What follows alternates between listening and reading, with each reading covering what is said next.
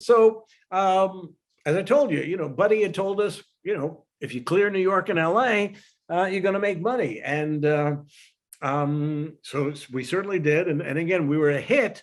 And I've never told this story. And this just shows you how terrific Chuck was.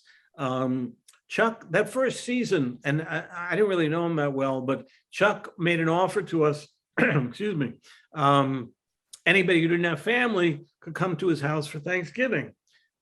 So I said, okay, excuse me.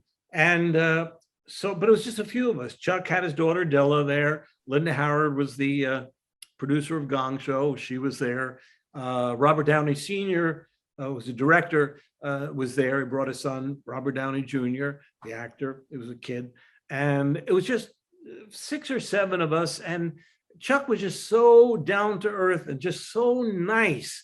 And again, people know him from Confessions of It, or think, he was really a CIA killer. That's just Chuck having fun. Same with his person. Just like I say, I made a big personality because, again, if my personality is this big, then you as a contestant had to have your personality at least this big. Okay. And that was my goal, was to just get them, for their one moment of fame to be, yeah, okay, that's right, and just totally comfortable and do everything right.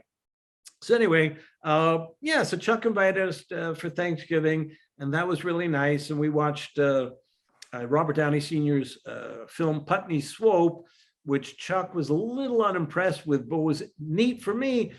Chuck didn't have a very big house. We sat in this, and yeah, he's Chuck Barris.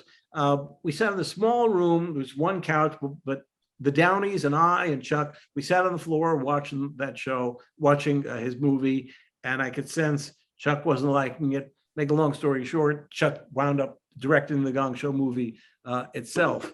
But because he was thinking of having Robert Downey Sr. direct his. Oh, absolutely, yeah. Robert Downey was pretty locked into doing it, and why? I mean, Gong Show was just that big at that point that Chuck figured, make some more money off of it.